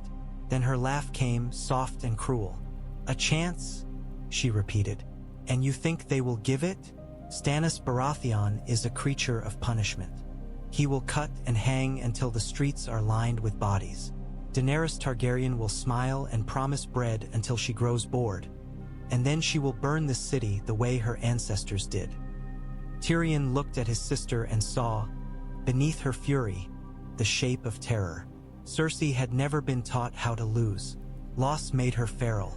They didn't kill you, Tyrion said. Not yet. That should tell you something. Cersei's eyes hardened. They will, she said. They will parade me. They will take my hair, my pride, my name. They will... Her voice caught, not on fear for herself, but on something else. They took my son from my arms. Tyrion's throat tightened. He is alive, he said. Because Davos stopped you. Because Daenerys saw your hand move. Because... He hesitated, hating himself for the truth. Because there are people in that keep who will not let children die for a woman's pride. Cersei's gaze sharpened. You speak her name with respect, she said, and poison dripped from each word. The Dragon Queen. Tyrion's mouth twisted. I speak her name with caution, he said. She has dragons, Cersei. Real ones. And she is not as foolish as you hope. Cersei's lips curled. She is a girl playing at conquest. She is a girl who walked into fire and came out unburned, Tyrion said. I have met many men who believed themselves gods. None of them had proof. Cersei's eyes flicked away for a heartbeat. Tyrion saw the crack. You always did love stories, Cersei said, voice colder again. It makes sense you would kneel to one. Tyrion leaned closer to the bars. Listen to me, he said, voice low. Tywin will come. He will try to take this city back. He will trade your life like a coin if it buys him victory. Cersei's jaw tightened. My father would never. He would, Tyrion said simply, because he loves House Lannister more than he loves you. He always has. The words hit her like a slap. For a moment her composure cracked, and something raw flashed in her eyes. Then she smiled, and the smile was terrible. And you, she whispered, will be the first he kills for this. Tyrion straightened. He could feel the guards behind him shifting, impatient. I did not come here to argue with you, he said. I came to tell you that if you try to hurt Tommen again, I will stop you, even if I must do it myself. Cersei stared at him, and for the first time in her life she looked at him not with contempt, but with something closer to recognition. Tyrion felt sick. You think you're brave, Cersei murmured. I think I'm tired, Tyrion said. He turned to leave. As he stepped away, Cersei's voice followed him through the bars, soft as silk. You have always been my punishment, she whispered, and now you will be his. Tyrion did not look back. He walked down the corridor with the torches flickering, and he wondered which would be worse, his father's wrath or the knowledge that Cersei was right about one thing. In this family, punishment was the only inheritance. That night, the Red Keep did not sleep. It only changed the shape of its wakefulness, trading screams for whispers, trading battle for plotting. Daenerys met Sansa Stark in a quiet chamber overlooking a courtyard where unsullied paced in measured steps. A brazier burned low, its coals red. Sansa stood near the window, hands clasped, her face pale in the torchlight. She looked younger than Daenerys had imagined and older than any girl should be. I have written, Sansa said, holding out a folded letter with trembling fingers. To my brother. Daenerys took it gently. The wax was plain, no seal. A Stark girl in a captured castle did not have luxuries. You did well, Daenerys said. Sansa's throat worked. Will it reach him? She asked, and the hope in her voice made Daenerys ache. It will, Daenerys said, and meant it. I will see it placed in a raven's leg myself. Sansa hesitated. Stannis Baratheon wants him to kneel, she said softly. Robb will not. Daenerys's gaze sharpened. She thought of the north, of hard men who bled rather than bend. Then we will speak of something other than kneeling, she said. We will speak of ending the war that is eating the realm. Sansa's eyes flicked down. War is all I have seen here, she whispered. Daenerys stepped closer. You will leave this city, she said again. Soon, Davos will arrange it. As if summoned by his name, Davos entered, bowing awkwardly. He looked uncomfortable in clean stone rooms, as if the keep's wealth made his skin itch. A ship waits, Davos said. A small one, quiet. It'll take her up the coast, then inland with escort, if the roads aren't crawling with lions. Daenerys nodded. You will keep her safe, she said, and her voice carried a command Davos did not question. Davos said, I'll put men I trust on her. Sansa swallowed. Why? She asked again because her world had taught her every kindness had a hook. Daenerys held her gaze. Because you are not a hostage to be traded, she said. Because I have had enough of girls being used like coins. Sansa's lips trembled. She looked away quickly. If you send me to Robb, she said, he will think I am tainted. Daenerys's chest tightened. Then he is a fool, she said. And if he is not, He will know what this city did to you was not your doing." Sansa's eyes glistened. She blinked hard, as if physically pushing tears back down. In the corridor outside, Stannis's footsteps approached like an oncoming sentence. He entered with Davos's shadow behind him, his face unreadable. "You wish to send her away?" Stannis said, gaze fixed on Sansa. "Yes," Daenerys replied. "She is valuable," Stannis said. "She is a Stark. She is a person," Daenerys shot back. Stannis's mouth tightened. "People are what wars are fought with," he said. "Do not pretend otherwise." Daenerys stepped forward, refusing to be cowed. "If you keep her," she said, "you will turn the North against you forever. If you send her, you have a chance at peace." Stannis's gaze flicked to Sansa, assessing. "Peace requires submission," he said. "Peace requires sense," Daenerys replied. For a heartbeat, the air tightened. Davos shifted, uncomfortable, as if standing between two storms. Then Stannis spoke, clipped. "Send her," he said, "but the letter she carries will include my words." Sansa's shoulders stiffened. "Your words?" she asked, wary. Stannis's eyes were cold. "To your brother, that he will lay down his crown and accept mine." Daenerys's jaw tightened. "Stannis, I will not call him king," Stannis said, and there was iron in his voice. "There is one king in Westeros. If I begin my reign by allowing rebellion to stand, I will never end it." Daenerys exhaled slowly, forcing calm. "Then let me write as well," she said. "Let him hear another voice besides yours." Stannis's gaze narrowed. He did not like sharing authority, but he had already shared victory with dragons. Perhaps he understood the cost of refusing. "Right," he said finally, "but do not promise him what you cannot give." Daenerys nodded once. After Stannis left, Sansa sat at the small table and watched Daenerys write beside her, the scratching of quill on parchment sounding strangely intimate in a castle that had never been kind.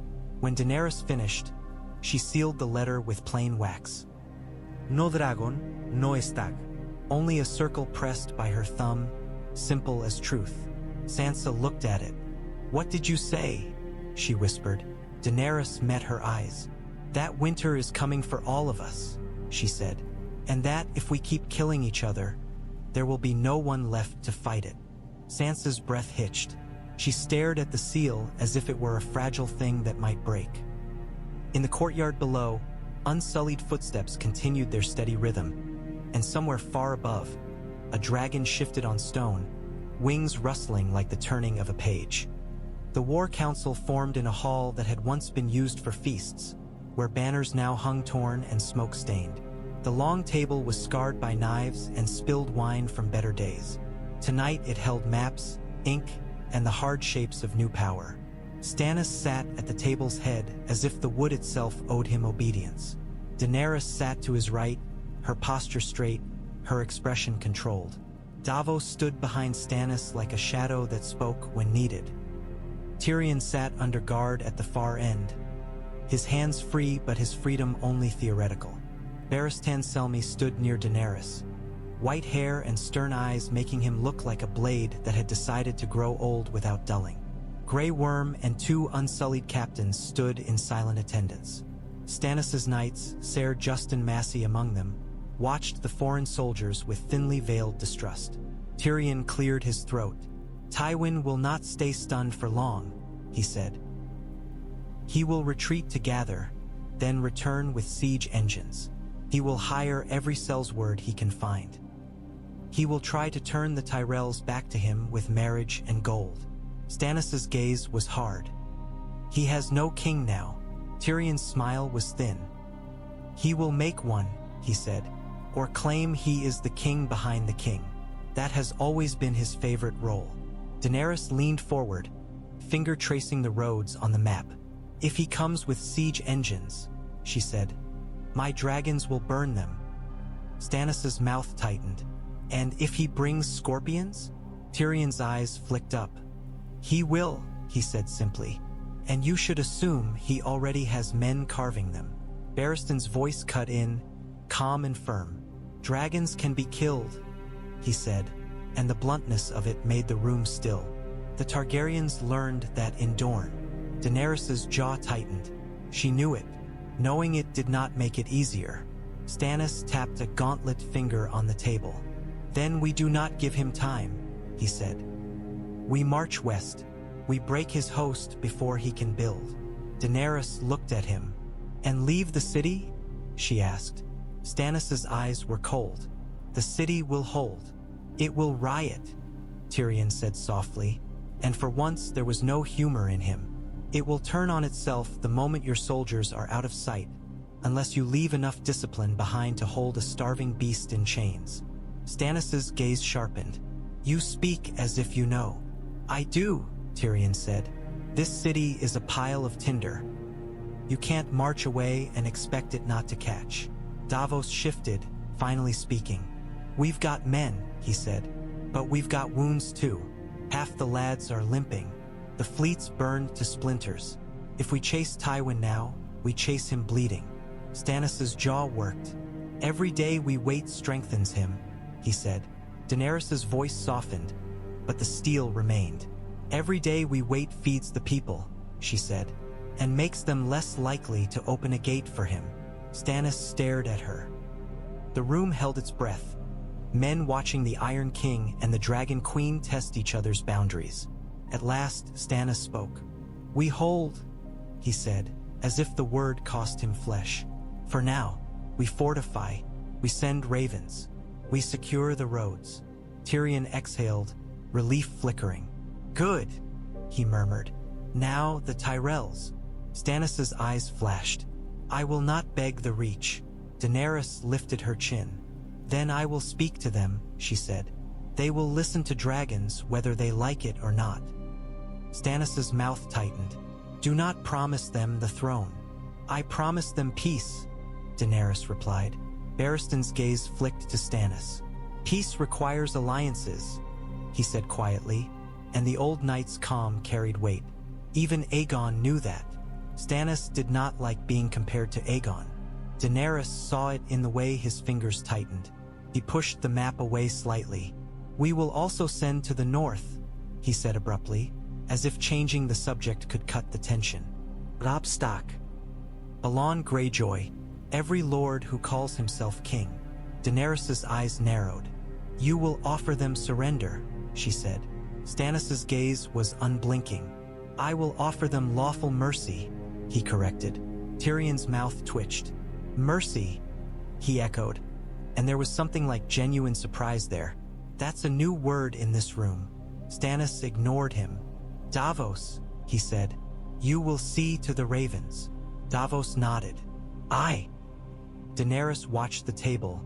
The map of Westeros spread like a wound, and she felt the strange pressure of destiny pressing down. The Iron Throne was within reach, but it was not the true enemy. The true enemy was the cold beyond the horizon, and the men in this room were still arguing over who owned the right to sit on sharpened metal. When the council ended, Daenerys remained seated for a moment, staring at the black lines of roads and the dots of castles. Tyrion lingered, guarded. He looked at her, eyes sharp. If you want to keep your dragons alive, he said quietly, you should start thinking like Tywin. Daenerys' gaze lifted. And how does Tywin think? Tyrion's smile was weary. He thinks the world is a lever, he said, and everything breaks if you press hard enough. Daenerys watched him. Outside, far away, a dragon roared, and the sound rolled through the keep like a warning. I do not want to break the world, she said softly. Tyrion's eyes held hers. Then you'll need to learn how to hold it, he replied. Melisandre walked the red keep at night as if she had always belonged there. Torchlight slid over stone and turned her red silk into moving flame. Guards watched her pass with uneasy eyes and did not stop her. Some feared her. Some desired her. Both were useful. Faith and hunger were cousins. She paused in a corridor where the air grew colder, where stone held an old dampness that smelled of subterranean places. She pressed her hand to her ruby, feeling it pulse like a second heart. In the stillness, she could hear distant sounds, the scrape of boots, the murmur of prisoners, the occasional sob of someone dreaming in fear. Beneath it all, faintly, the low rumble of dragons, like thunder sleeping. She closed her eyes and let the fire fill her. In the darkness behind her lids, the flames rose. They did not flicker like candles. They surged like waves. Shapes formed, swords, crowns, faces. She saw Stannis Baratheon, a dark figure standing before a wall of ice that bled cold. His sword glowed, but the light was thin, fragile. Behind him, shadows gathered, tall and silent, their eyes like blue fire. She saw Daenerys Targaryen, hair silver in the flamelight, her arms outstretched as if to embrace the world. Above her, 3 great shadows beat their wings, and the heat of them made the very vision shimmer. But behind the Dragon Queen, the flames darkened, and a colder darkness crept in, not quenched by fire but feeding on it. A lion's face appeared, gilded and snarling, and then burned away, replaced by a rose with thorns like daggers. A boy's pale face, Joffrey, twisted in the fire, screaming, and the scream became a wind that blew ash into Melisandre's eyes. She opened them, breathing hard. The Lord of Light had shown her again what he always showed. That victory was never simple, that fire cleansed but also devoured, that the chosen could be broken by the very flames that marked them. She moved on, step silent. In a small chamber off a servant's stair, a young guard sat alone, polishing his sword with shaking hands. His face was barely more than a boy's. Fear had made his cheeks hollow. He looked up as Melisandre entered, eyes widening. "My lady," he stammered. Melisandre smiled softly. "You are afraid," she said. He swallowed. "Everyone is afraid," he whispered. "The dragons. Dragons are fire," Melisandre murmured, "and fire can be commanded." The boy's eyes flicked to her ruby, captivated despite himself. "Can you?" he asked. Melisandre stepped closer. She let her fingers brush his cheek, light as ash. The boy shivered. "Sometimes," she whispered. Outside, the castle groaned as it settled into its new order. Inside, Melisandre bent toward the boy's ear, and her voice slid into him like warm wine. "You must listen," she said, "to the prayers in the city, to the septons. They will turn the people against the Dragon Queen. They will call her demon. They will call Stannis her puppet. They will stir hunger into riot." The boy's breath caught. "Why are you telling me this?" he whispered. Melisandre's smile widened slightly. "Because I need eyes," she said. "And you need purpose. The Lord of Light gives purpose to the afraid." He stared at her, torn between fear and fascination. "What do you want?" he asked, voice trembling. Melisandre's gaze was steady. "I want Stannis Baratheon to remain the chosen," she said. "I want him to do what must be done when the cold comes. And I want the Dragon Queen to remember that fire does not belong only to her." The boy swallowed. "If I help you," he whispered, "will you keep me safe?" Melisandre leaned close enough that her breath warmed his skin. "No one is safe," she said softly. "But you will matter." The boy closed his eyes for a moment, as if surrendering to the idea of being more than frightened flesh. Melisandre drew back, satisfaction settling over her like a cloak. She did not need to command him. She only needed to give him a story in which his fear was holy. When she left the chamber, the castle's corridors felt different. Less like a conquered place and more like a temple in which new gods were being installed. Somewhere above, Daenerys' dragons shifted on stone, and the sound echoed like the turning of an enormous key. Melisandre smiled into the darkness. Let them fight for the throne, she thought. The night was coming either way, and when it came, only one fire would matter. The Tyrell pavilion smelled of fresh herbs and fear disguised as perfume. Mace Tyrell sat at a table piled with half-eaten food, as if eating could prove the world was still sane. His cheeks were flushed. His fingers tapped restlessly on the wood. Around him, his bannermen murmured, trying to sound brave and failing. Olenna Tyrell sat opposite him, small and sharp-eyed, sipping wine as if dragons were no more than gossip. Her presence steadied the tent more than Mace's bluster ever could. Tywin entered without announcement, and the murmurs died as if cut. Mace rose too quickly, knocking over a cup. Wine spilled like blood across the table. "Lord Tywin," he said, forcing a smile. "A disastrous turn, yes, but we will recover. We will. We will do nothing without a plan," Tywin said coldly. Mace's smile wavered. "Dragons," he blurted, as if the word itself was an excuse. "3 of them. Grown. My men saw. I have eyes," Tywin interrupted. "And ravens." Olenna's gaze flicked to Tywin, amused. "We have always had ravens," she said. "Dragons are new." Tywin did not smile. "Not new," he replied. "Merely absent." Mace swallowed, sweat shining on his brow. "What do you intend?" he asked. Tywin set the folded letter on the table, as if laying down a gauntlet. "The city is taken," he said. "My daughter and my grandsons are prisoners. Stannis Baratheon sits in my halls. Daenerys Targaryen walks in my castle. I intend to remove them." Mace's mouth opened, then closed. "And the dragons?" he asked, voice thin. Tywin's gaze was unwavering. "We build," he said. "Scorpions, ballistae, nets. We hire every craftsman from here to Old Town. We offer gold and titles. We create a sky that kills wings." Olenna's laugh was soft. "You intend to fight fire with carpentry," she said. Tywin's eyes flicked to her. "I intend to fight with what wins," he said. Olenna's smile sharpened. "And if it does not?" she asked. "If your bolts glance off scales like pebbles off armor? If your men break the moment a shadow passes over them?" Tywin's jaw tightened. "Then we adapt." Olenna leaned forward slightly. "Adapt," she echoed. "A noble word. It often means die later." Mace slammed a palm on the table, rattling plates. "We cannot simply abandon the capital," he snapped. "My daughter, my Marjorie, was to be queen. The Reach has bled for this alliance." Tywin's gaze turned icy. "Your daughter will be queen only if you choose the winning side," he said.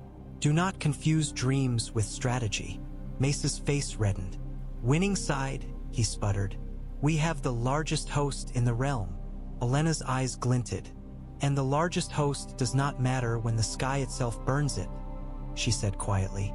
Silence followed, thick as smoke. Tywin spoke into it. "You will stand with me," he said to Mace. It was not a question.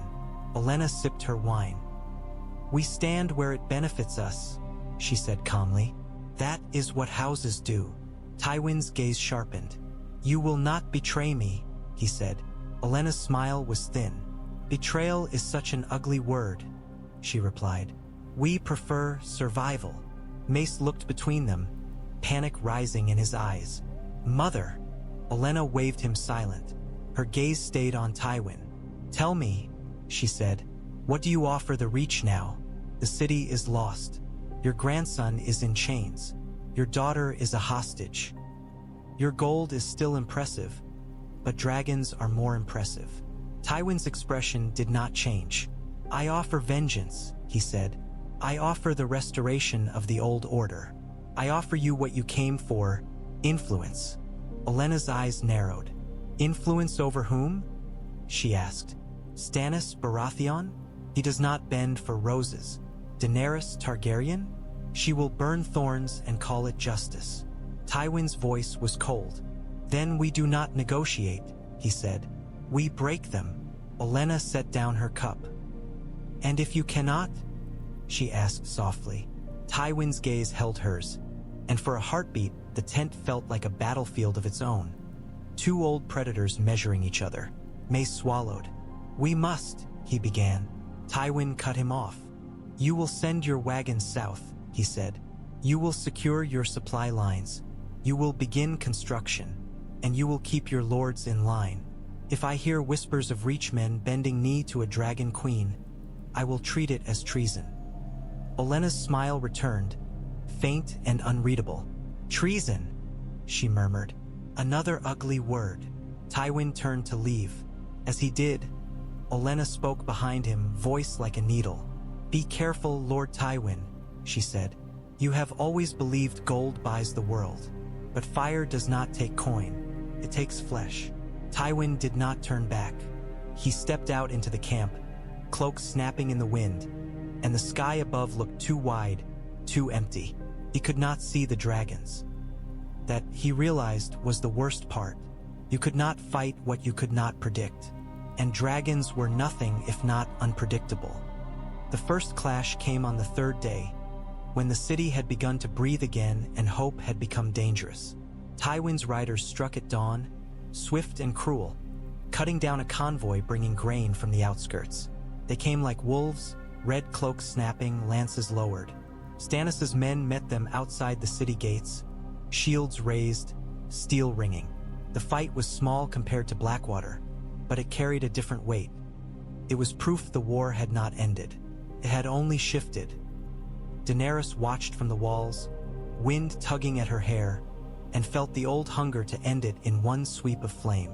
Drogon waited behind her on the battlements, massive head lowered, eyes bright. Regal and Viserion circled above like patient storms. Stannis stood beside her, watching the skirmish with cold focus. "Let them fight," he said. "A king cannot hide behind dragons for every blow." Daenerys' jaw tightened. "A king who refuses a weapon out of pride is a fool," she said. Stannis' gaze flicked to her, sharp. "A queen who uses fire for every problem becomes the same monster she claims to oppose," he replied. Below, a man screamed as a lance took him through the belly. Blood darkened dust. Horses reared. A banner fell. Daenerys' nails bit into her palm. She could feel Drogon's tension, as if the dragon sensed her anger and wanted to answer it. A horn sounded from the field, Stannis' signal to fall back behind the gate. The men obeyed, dragging wounded, retreating in disciplined lines. Tywin's riders jeered, but did not pursue too close. They were not fools. They had heard what lived above these walls. Then, from the far hills, a larger shape moved, wagons, perhaps, or the first rough frames of siege engines being hauled forward. Daenerys' eyes narrowed. "They are testing," Tyrion said beside her. "Chains gone now, but guards still close." His voice was low, practical. "Seeing how quickly you answer. Seeing if your dragons will come down into bolt range." Daenerys' mouth tightened. "And if I do nothing?" she asked. "They will think you are afraid," Tyrion said. "And fear is a scent Tywin follows." Stannis' gaze remained on the field. "He will not bring engines close until he believes he can kill them," he said. "He is not a boy king." Daenerys looked at the distant wagons. She could not see the weapons yet, but she could see the intent. Tywin would build a sky of bolts, and sooner or later a dragon would be tempted lower by the chaos of battle. One mistake, one gust, one lucky shot, and her power would bleed out onto the grass. She forced herself to breathe. "Davos," she said, turning slightly. Davos was there, face grim. "Aye. Send riders," she said. "Burn the wagons before they reach the hills. Not the villages, not the farms, only the war." Davos hesitated, glancing at Stannis. Stannis' jaw tightened. "You will not burn my realm's fields," he said. "I will not," Daenerys replied, eyes locked on his. "But I will not wait for Tywin to build a cage around my dragons." Stannis stared at her for a long moment. Then he nodded once, grudging. "Do it," he said. Daenerys did not smile. She turned to Drogon and climbed onto his back, fingers finding the familiar ridges of scale. Heat rose under her, alive and impatient. The wall dropped away as Drogon launched, wings beating hard, lifting her above the city's smoke and roofs. The world widened. The field spread beneath like a map drawn in blood and dust. Men below looked up, their courage breaking as shadow swallowed them. Horses screamed. Daenerys guided Drogon not toward the fleeing riders, but toward the wagons in the hills. Regal and Viserion followed, flanking like silent knives. She tasted the wind, smelled grass, smoke, sweat. She saw Tywin's men scrambling to form a line, crossbows raised. She saw the first rough frames of wooden engines, still unfinished, and piles of cut timber beside them. She did not give them time. "Dracarys," she said. Drogon's fire poured out in a roaring sheet. Wagons exploded into flame. Timber turned to glowing skeletons. Men ran, screaming, their armor turning orange at the edges. Rhaegal's fire caught a pile of bolts and turned them into a sparking storm. Viserion's flame washed over a half-built frame and reduced it to ash. Daenerys pulled Drogon up before the fire could spread beyond the war's edges. She watched the line of flame and felt the familiar mixture of power and guilt tighten her chest. Below, Tywin's men scattered, and in that scattering she saw the truth. Dragons did not merely kill. They unmade the idea of resistance. She turned Drogon back toward the city, leaving the hills burning behind her like a warning. When she landed on the wall again, Stannis was waiting, face hard. "You burned," he said. "I burned war," Daenerys replied. Stannis's gaze flicked toward the hills, smoke rising in thin columns. "Tywin will answer," he said. Daenerys met his eyes. "Let him," she said. But inside her, a colder thought formed. Every time she used dragons, she trained the realm to fear her. Fear could hold a city for a time, could not build a world, and winter was still coming. The raven arrived at dusk, its wings beating hard as if it had flown through colder air than any bird should. Davos brought it to Stannis in the throne room, where the Iron Throne loomed like a beast waiting to bite. Stannis stood below it, refusing still to sit, as if the metal might stain him. Daenerys was there as well, watching from the side, the day's smoke still clinging to her hair. The maester broke the seal with trembling fingers. The parchment was damp, the ink smudged in places, as if the writer's hand had shaken. Davos caught fragments as the maester read aloud.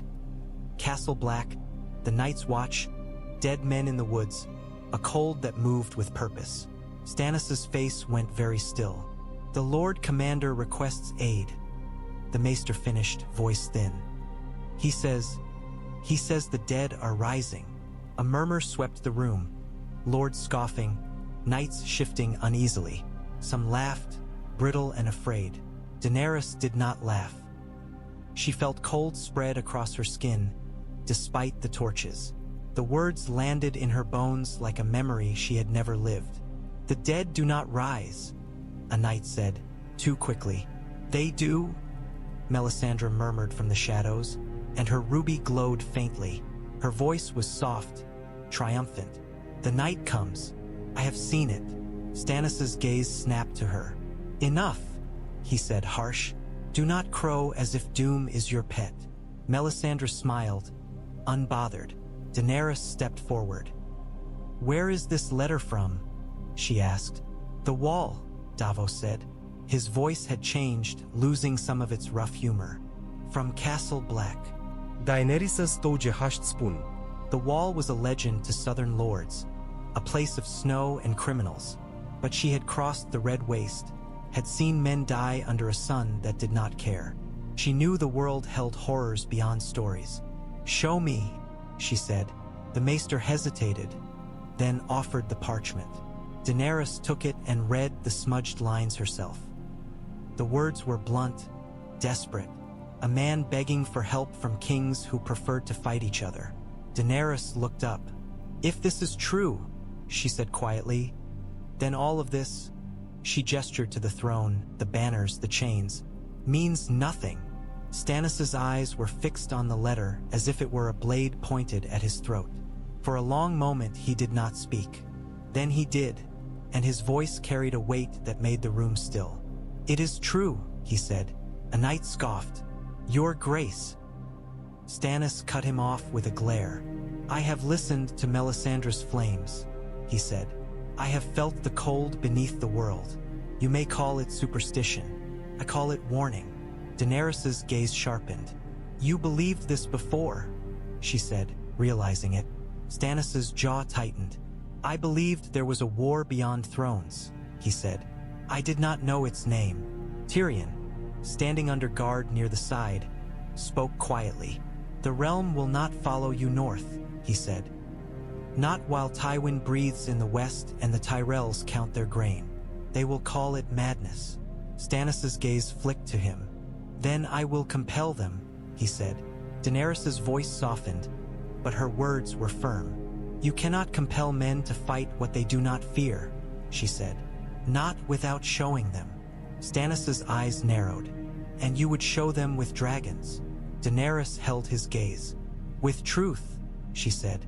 "If the dead walk, the realm will learn to fear the right enemy." Melisandre stepped forward, ruby blazing brighter. "The chosen must go north," she said, voice like a chant. "The sword must meet the darkness. Blood must." "Enough!" Stannis snapped again, and this time his anger cracked the air. "No more talk of blood." A silence fell, thick and uneasy. Davos stepped closer to Stannis, voice low. "If you go," he said, "we'll need the city held. We'll need food. We need unity," Daenerys said, and the word surprised her with its own desperation. Stannis looked at her. For the first time since the breach, his gaze held something that was not contempt or calculation. It was recognition of the same looming shape. "We will hold the city," Stannis said slowly. "We will break Tywin's will. And then—" He glanced at the letter again, and the torchlight made his face look carved from stone. "We will march north." Daenerys felt her throat tighten. The Iron Throne behind them seemed suddenly small, a cruel chair for children to fight over while winter gathered its knives. Outside, far above the keep, a dragon roared, a deep sound that rolled through the stones and into the city's bones. For a moment the roar felt less like conquest and more like warning. Daenerys looked toward the darkening sky and felt something she had not felt since she was a girl running from assassins. Fear not of men, but of the world itself. And beneath that fear, a fierce resolve. If the dead were rising, then she would not simply take a throne. She would take the war.